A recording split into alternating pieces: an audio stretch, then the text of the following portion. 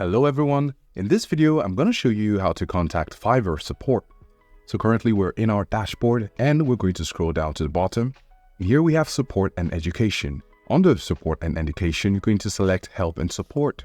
And right here you have some options, some pre-answered questions, and you can click on any of them depending on your problem.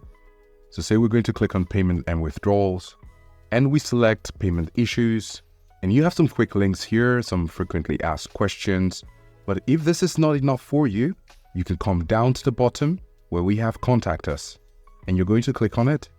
Then you can go over to Community Standards and our Terms of Service.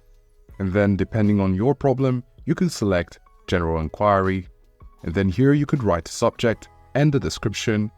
Add the files you'd like to by attaching them here. And then you could click on Send a Request. If you found this video useful, please show your support with a like. Your feedback is invaluable to us, so feel free to share your thoughts and suggestions in the comments section below. We're eager to hear from you.